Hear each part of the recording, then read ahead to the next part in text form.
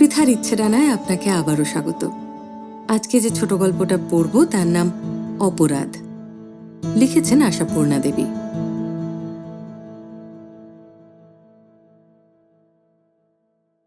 খোকার এবারের জন্মদিনের ঘটাটা একটু বেশি বাড়াবাড়ি হয়ে গেল।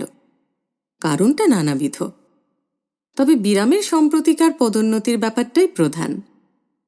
অফিসার হয়ে ওঠার সঙ্গে সঙ্গে অফিসের অধস্তন কর্মচারীদের একবার ভোজ খাইয়ে দেওয়া মন্দ কি? হাতে থাকবে। আর হাতের কাছেই যখন উপলক্ষটা পাওয়া গেল, এবার আবার খোকার নিজেরই বন্ধু সংখ্যা বেড়ে গেছে। গোলমাল মিটতে রাত হয়ে গেছে যথেষ্ট। প্রায় আধঘুমন্ত অবস্থাতেই শুতে এসেছিল বিরাম। কিন্তু ঘরে ঢুকতেই সামনের দেওয়ালের সহসা শূন্যতাটা যেন ধাক্কা দিয়ে চোখের ঘুম ছাড়িয়ে দিল। পূর্বের দেওয়ালটা মরুভূমির মতো খাঁ করছে, যেখানে খোকার খাটখানা পাতা ছিল। খোকার বিছানা? সবিস্ময়ে প্রশ্ন করে বিরাম করবীর দিকে তাকিয়ে। করবী তখন উৎসব উপলক্ষে পরা সিল্কের শাড়িখানা সযত্নে ভাঁজ করে তুলছিল। স্বামীর প্রশ্নে সামান্য হেসে চোখের ইশারায় পাশের ঘরটা দেখিয়ে দেয়, কথা বলে না। বিরাম লক্ষ্য করে পাশের ঘরে যাবার মাঝখানের দরজাটায় ঝোলানো পর্দার ওপিঠে মৃদু নীল আলোর আভাস। অর্থাৎ রীতিমতো একটা পরিকল্পিত ব্যাপার, কারণ ও ঘরে নীল বাল্ব ছিল না আগে। কিন্তু কেন? বিরাম উদ্বিগ্নভাবে বলে, হয়েছে কি বলো তো? করবী অবহেলার ভঙ্গিতে কথাটা হালকা করে নেয়। হবে আবার কি? ভয়ঙ্কর একটা কিছুই নয়, আজ থেকে ওই ঘরেই শোবে খোকা। কেন সেটা বলো না। করবী কিশোরী সুলভ আদুরে ভঙ্গিতে বলে ওঠে, বাহ, ছেলে বড় হচ্ছে না বুঝি? খোকা বলে চিরদিন মায়ের আঁচল ধরা খোকা থাকবে নাকি? ওই খোকা নামটি বজায় রেখে দিলে কিছুতেই আর সাবালক হয় না তারা। কাল থেকে ওকে শিবাজি বলেই ডাকা হবে, বুঝলে? আমি ঠিক করেছি, কিছুতেই ভুলব না। তুমি কিন্তু... বিরাম কিছুটা অসহিষ্ণুভাবে বলে, আচ্ছা, নাম সমস্যার সমাধান কাল হবে। এখন কথা হচ্ছে, হঠাৎ এভাবে একা শুতে ভয় করবে না ওর? করবী অগ্রাহ্যের হাসি হাসে। ওর ভয় না করুক, তোমারই যে করবে আমি জানতাম। তবে তোমার প্রশ্নের উত্তর আমার কাছে আছে। বিরাম বলে, অস্বীকার করছি না, শুধু আমার প্রশ্নের কেন, সারা জগতের সমস্ত প্রশ্নের উত্তর তোমার জিভের আগায় আছে তা জানি। আমি শুধু বলছি, একেবারে এরকম আকস্মিক আর কিছুদিন গেলে হতো না? করবী দৃঢ়স্বরে বলে, না, হতো না। এমনি যথেষ্ট দেরি হয়ে গেছে। আজকেও 8 বছরে পড়ল তা জানো? স্বাবলম্বী হবার, সাহসী হওয়ার সুযোগ আরো আগেই দেওয়া উচিত ছিল ওকে। ছেলেমেয়েরা বড় হয়ে গেলে সকলে এক ঘরে থাকা মোটেই... আচ্ছা আচ্ছা, বেশ তো, তার চাইতে এক কাজ করলে না কেন? আমার বিছানাটাই বরং পাশের ঘরে... রহস্যময় কটাক্ষ আর ব্যঞ্জনাময় হাসির তীক্ষ্ণ বাণে কথা থামিয়ে দেয় করবী। বটে, আর কিছু নয়? ইস, কেন? মন্দ কি? ছেলে বড় হচ্ছে, আমরা বুড়ো হচ্ছি না? মোটেও না। আমি চিরতরুণী থেকে যাব, বুঝলে মহাশয়? কখনো বুড়ো হব না। দেখো, এই তো, বলুক দেখি কেউ, 30 বছর বয়স হয়েছে আমার। সত্যিই নবযৌবনার চাপল্য ফুটে ওঠে করবীর চোখের কোণায়, ঠোঁটের ভঙ্গিমায়। হাতের কাজ রেখে স্বামীর কোলের কাছে এলিয়ে শুয়ে পড়ে করবী, বোধ করি কাজে কথায় মিল রাখতে। এমন হাসি, এমন চাহনির সামনে কি আর 8 বছরের ছেলের মাতৃক্রোড়জ্যোতির বেদনা মনে দাঁড়াতে পায়? প্রিয়তমার মাথাটি সযত্নে কোলে স্থান দিয়ে বিরাম আলগা প্রশ্ন করে, খোকা কিছু গোলমাল করল না? কেন করবে? সেইভাবে শিক্ষা দিতে হয় ছেলেকে। করবী অনেক পড়ে। শিশুপালন ও শিশু শিক্ষা সম্বন্ধে বহু জ্ঞাতব্য তথ্য তার জানা আছে। আলস্য ছেড়ে উঠে বসে করবী।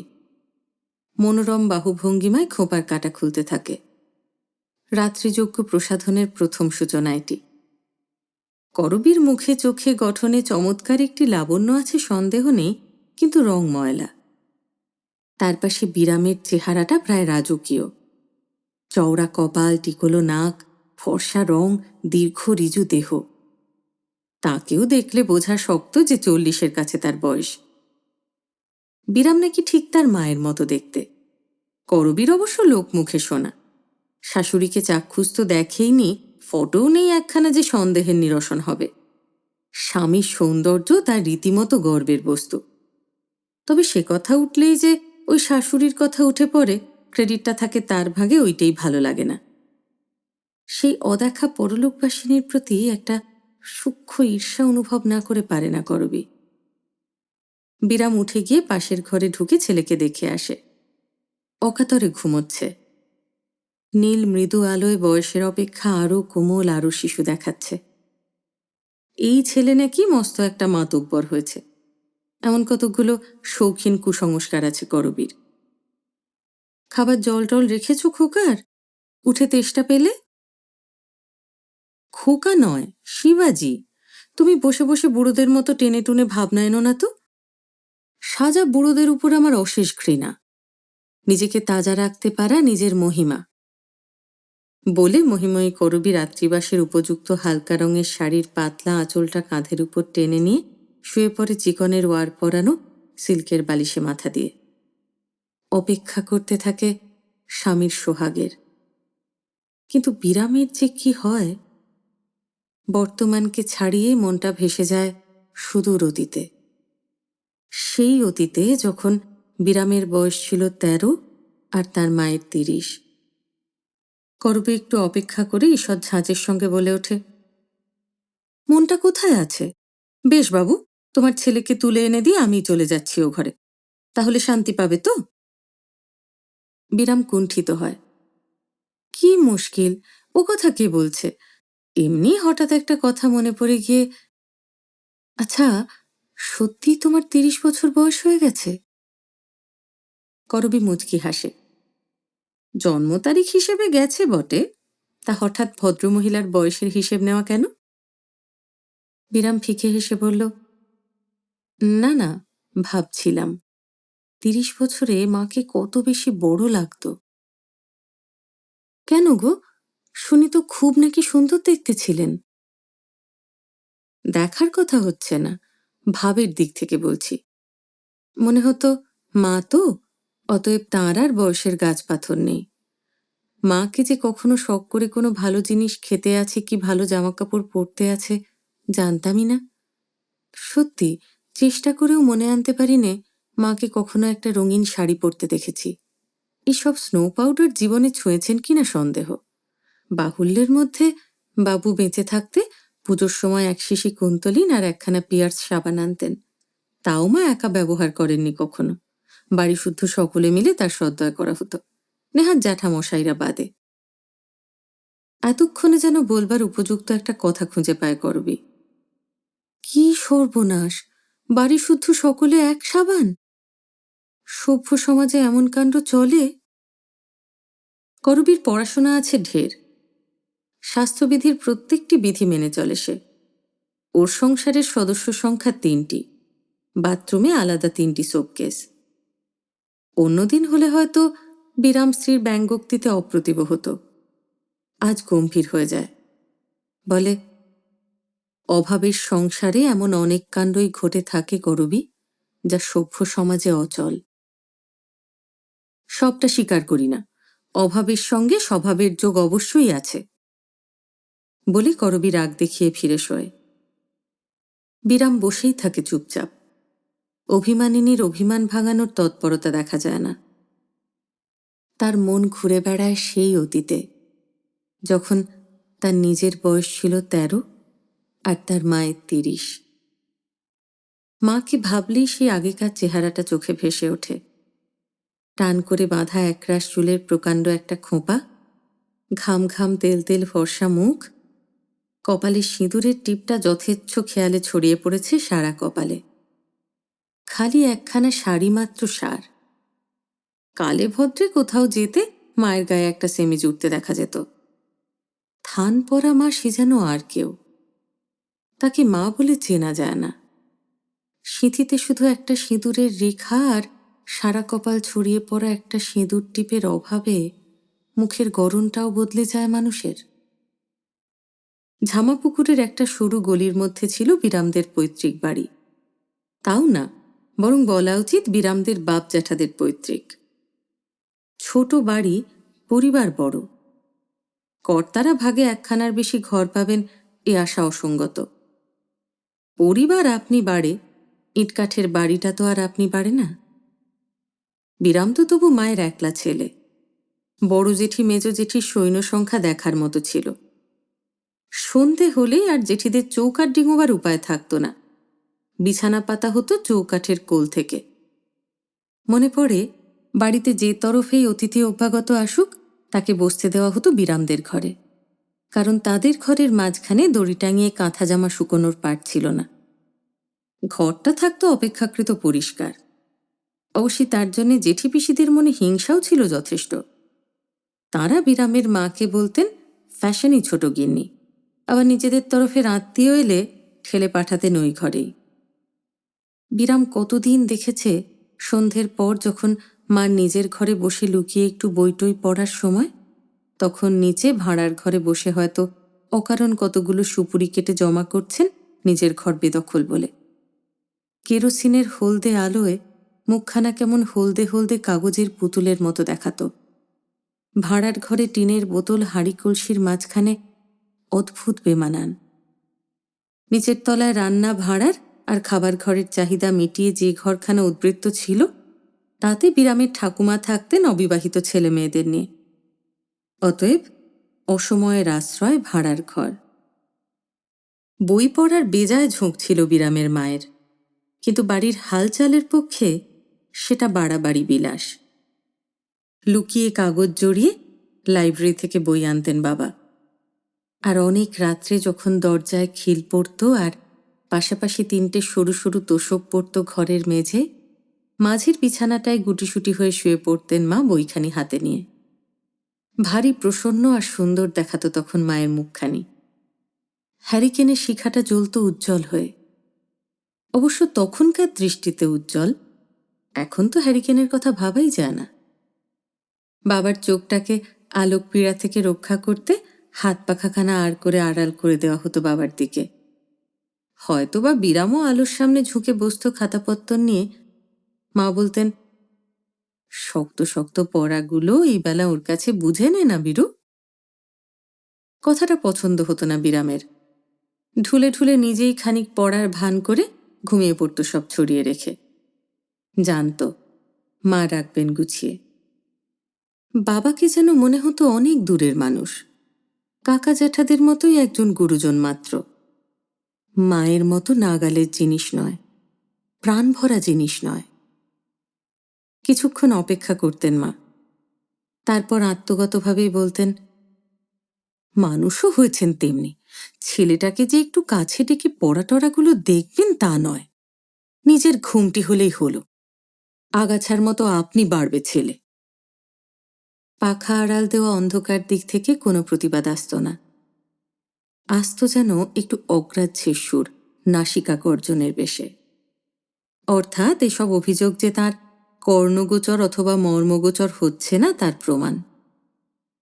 বিরামের কিন্তু বাবাকে ঘুমোতে দেখলেই হাড়ে বাতাস লাগত। মা আর তার মধ্যে বাবা যেন একটা অবান্তর বাড়তি দেওয়াল। আশ্চর্য, কি স্বার্থপরই ছিল সে। আচ্ছা, খোকা যদি মনে মনে এরকম, উফ।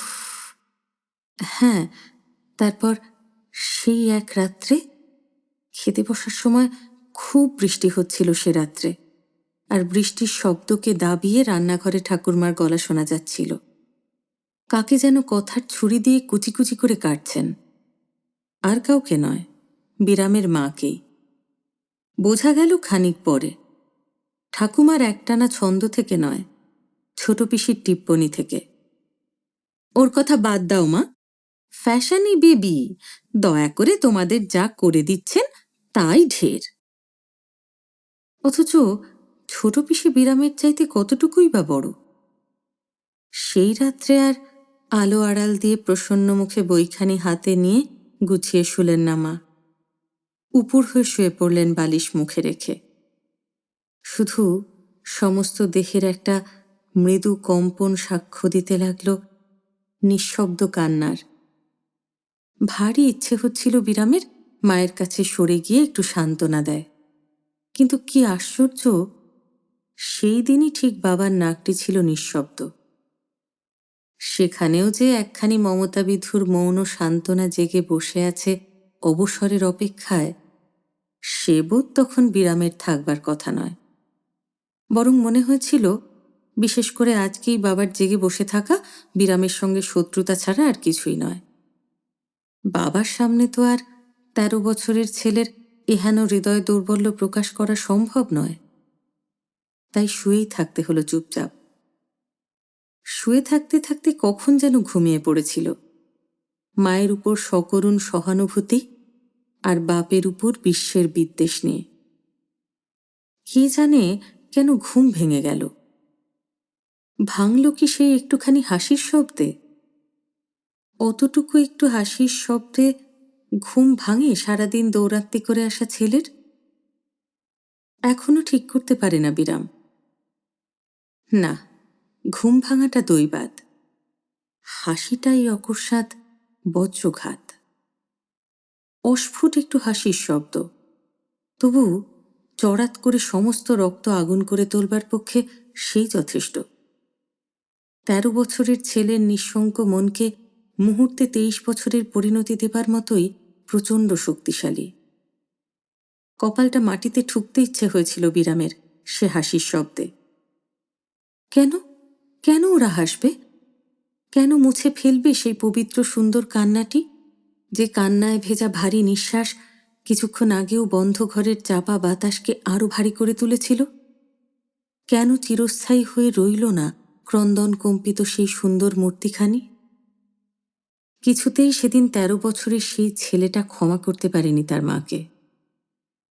২ ঘন্টা আগেও যাকে একান্ত দুঃখী বলে করুণায় মন ভরে যাচ্ছিল, ২ ঘন্টা পরে সে কৌতুকের হালকা হাসি হেসে উঠবে, এত বড় সৃষ্টি ছাড়া অনিয়ম বরদাস্ত করবার মতো সবল স্নায়ু তখন ছিল না ছেলেটার। তখন তার মনে হয়েছিল বুঝি ভয়ঙ্কর একটা বিশ্বাসঘাতকতা করা হয়েছে তার সঙ্গে। নিশ্চিন্তে পথ চলতে চলতে পাহাড়ের উঁচু চূড়ো থেকে কে যেন হঠাৎ ঠেলে ফেলে দিয়েছে তাকে গভীর খাদে। সেখানে বাতাস নেই এক ফোঁটা, শ্বাসরোধকারী অসহ্য একটা গুমট। পৃথিবীতে কি যথেষ্ট খোলা হাওয়ার নিতান্তই অভাব? নিঃশ্বাস ফেলবার জায়গা নেই কোথাও এই বন্ধ ঘরখানা ছাড়া? কিন্তু ছাদ তো আছে, ছাদের হাওয়া কেউ কেড়ে রাখতে পারে?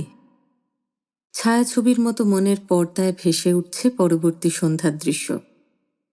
মাদুর বালিশ নিয়ে আগে থেকে নিরাশ্রিতের পরম আশ্রয় ছাতেই গিয়ে আশ্রয় নিয়েছিল সে। মা জানতে পেরে হানা দিলেন গিয়ে। আশ্চর্য হয়ে গিয়েছিল সেদিন বিরাম, সত্যিই আশ্চর্য হয়ে গিয়েছিল। ওর মনে ধারণা ছিল কোথাও কোনোখানে বুঝি দেখতে পাবে অপরাধবোধের অপ্রতিভ ছাপ, কিন্তু কিছুই না। সেই কলকণ্ঠের ঝঙ্কার এতদিন পরেও হঠাৎ এসে যেন কানে বেজে উঠল। কি সর্বনেশে ছেলে রে তুই বীরু! অত বৃষ্টি হয়ে গেছে কাল, আর আজ তুই ছাতে শুতে এসেছিস? এখনো যে ভিজে রয়েছে। বড্ড বাহাদুরি হয়েছে না? উনি দেখলে রক্ষে রাখবেন না বীরু, চল এই বেলা। কি কথা নেই যে বড়? আই বীরু, খুব হাওয়া খাওয়া হয়েছে, ওঠ এবার। ছাতে শোবার আর দিন পেল না ছেলে, পা দিলে জল উঠছে। নিচু হয়ে ছেলের গায়ে একখানি হাত রাখেন, অনেকক্ষণ কাজ করে আসা ঠান্ডা নরম হাত। আর বিরাম বিরাম সেই হাত গায়ের উপর থেকে ছুঁড়ে ফেলে দিয়েছিল। পুঞ্জীভূত বিরাগ, ঘৃণা, ধিক্কার একটিমাত্র আহ শব্দের মধ্যে ঠেলে দিয়ে। চোখ বুজেই দিয়েছিল, তাকিয়ে দেখেনি। আর চোখই যখন বোঝা ছিল, কি করে দেখতে পাবে অপরের চোখ মুখ? শুধু বুঝতে পেরেছিল মুহূর্তে স্তব্ধ হয়ে গিয়েছিল সমস্ত পরিবেশ, হয়তোবা সমস্ত চরাচর। না, আর কেউ বিরক্ত করেনি ওকে। নিশ্চয়ই নিঃশব্দে মাথা হেঁট করে চলে গিয়েছিল ঘৃণার সামনে থেকে অপরাধ, বিচারকের সামনে থেকে অপরাধী। হিংস্র একটা আনন্দ পেয়েছিল সেদিন ছেলেটা। পরদিন সন্ধ্যায় শুনতে পেল বাবা ঠাকুমাকে বলছেন, মা, কেশবদের পাড়ায় বড্ড নাকি চুরি টুরি হচ্ছে কিছুদিন থেকে। একলা রোগা মানুষ ভাবনায় পড়ে গেছে। ভাবছি ওদের বৈঠকখানাটা তো পড়ে রয়েছে, এ সময়টা কিছুদিন রাত্রে আমি গিয়ে শুলে একটু ভরসা পায় বেচারা। আমাকে একটু আগে খেতে দিতে বলো তো, অনেকটা পথ যেতে হবে। কিছুদিনটা কতদিন চলেছিল কি জানে। বাবার রাত্রে বাড়িতে উপস্থিতি অনুপস্থিতি বিরামের মনে এমন কোনো রেখাপাত করেনি যে দিন মাসের হিসেব রেখেছে বসে বসে। কেই বা রেখেছে বাড়িতে?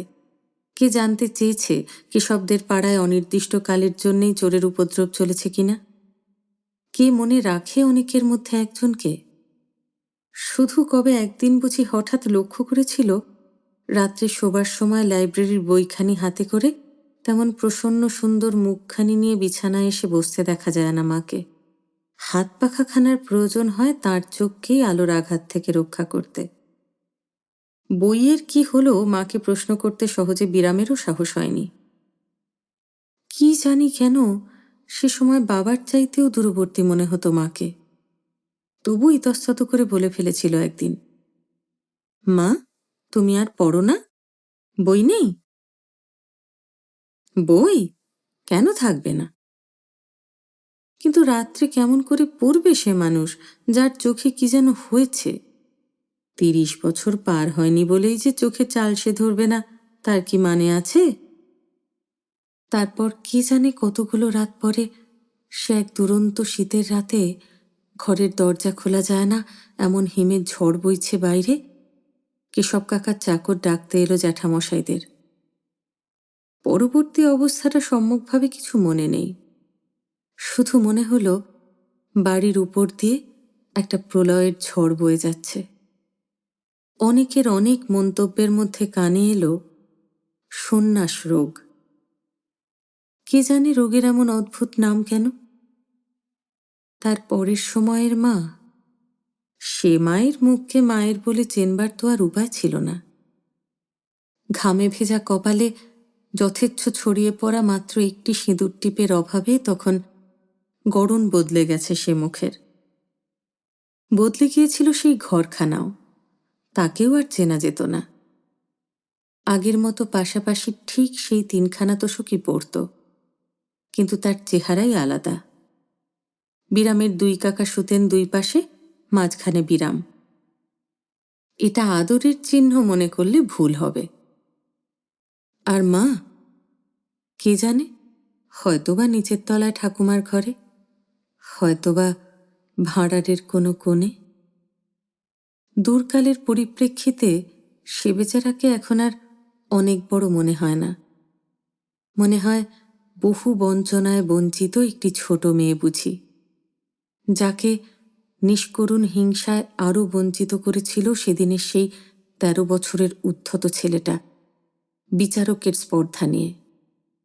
সেই ছেলেটাকে মাঝে মাঝে যেন চাবুক মারতে ইচ্ছে হয় বিরামের। বুদ্ধিসম্পন্ন মন নিয়ে ধারালো যুক্তি দিয়ে বিচার করে দেখলে অবশ্য ওই চাবুক মারার ইচ্ছেটা নেহাতি ভাবালুতা মাত্র। বুদ্ধি আর যুক্তি সমর্থন করবে ওই উদ্ধত ছেলেটাকেই।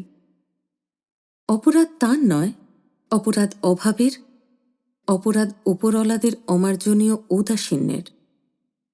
কিন্তু সমস্ত যুক্তি আর বুদ্ধির ঊর্ধ্বে আর একটা যে নির্বোধ মন আছে, সে এমনই অকস্মাৎ কোনো নিঃসঙ্গ মুহূর্তে সামান্য কোনো ছুতোয় অস্থির হয়ে আছড়ে পড়তে চায় নাকি অতীত ইতিহাসের পাতার উপর? ফিরিয়ে লিখতে চায় না সেই ইতিহাসকে? সেই অভিশপ্ত রাত্রিটা যদি না আসত, তাহলে... হঠাৎ ধর্মর করে উঠে খাট থেকে নেমে পড়ে করবী, আঁচলটা গুছিয়ে নিতে থাকে। চমকে অতীত থেকে বর্তমানে ফিরে আসে বিরাম। ও কি হলো? অমনভাবে উঠলে যে? যাই, ও ঘরেই শুই গে। করবী অভিমানরুদ্ধ কণ্ঠে কথাটা অস্ফুটে শেষ করে। কাজটা করা এত অন্যায় হচ্ছে বুঝতে পারিনি। কথা বন্ধ করে দেবার মতো দোষ করেছি বুঝলে, অবশ্যই। করবীর চোখে মুখে নবরহার ক্ষুব্ধ অভিমান। আহা, সত্যি তাই তো। করবী যে শুয়ে শুয়ে অবহেলার মিনিট গুনছে তা তো মনে নেই। খপ করে ওর হাতখানা ধরে ফেলে আটকায় বিরাম। সস্নেহ হাস্যে বলে, আচ্ছা আচ্ছা, মানিনি, যথেষ্ট মান ফলানো হয়েছে। নাও, এখন রাগ রেখে সস্থানে অবস্থান করো দেখি। আচ্ছা পাগল তো। সর্বনাশ, ইতিমধ্যে চোখেও জল এনে ফেলেছ। তোমার জ্বালায় কি করি বলো তো? দেশত্যাগী হব? জল ভরা চোখ নিয়ে টুক করে একটু হেসে ফেলে করবী ঘাড় দুলিয়ে বলে, হলে কিন্তু আমাকে নিয়েই হবে। আশ্চর্য বটে, ৩০ বছর বয়স হয়ে গেছে করবীর, এটা কিছুতেই মনে আসে না বিরামের। মনে হয় কত ছোট। অকারণ আবদারে চোখে জল এনে ফেললেও বিরক্তি আসে না, বরং সে জল নিশ্চিহ্ন করে ফেলে মুখে হাসি ফোটাবার জন্য চেষ্টার আর অন্ত থাকে না। আচ্ছা, খোকার বয়সটা ৮ না হয়ে ১৩ হলেই কি এর ব্যতিক্রম হতো? আর দৈবক্রমে এই রঙিন পর্দা ঝোলানো দরজাটার ওপিঠে নীল আলো জ্বালা ঘরখানা যদি না থাকতো, ভয়ঙ্কর রকমের অসুচি হয়ে যেত এই মমতার প্রকাশ। সে মমতা ধিক্কৃত হতো সভ্যতার কাছে, সম্ভ্রমের কাছে। জীবনের সমস্ত অর্থ, সমস্ত সুখ নিঃশেষে নৈবেদ্য দিতে হতো সেই সম্ভ্রমের পায়ে, সেই সভ্যতার পায়ে।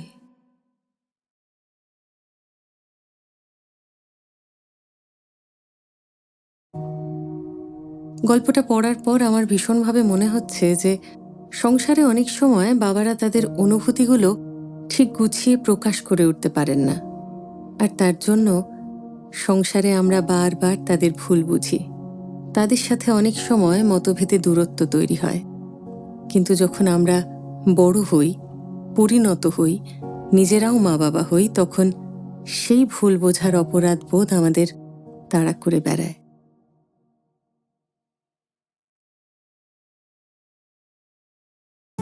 কেমন লাগলো আপনার আজকের গল্প?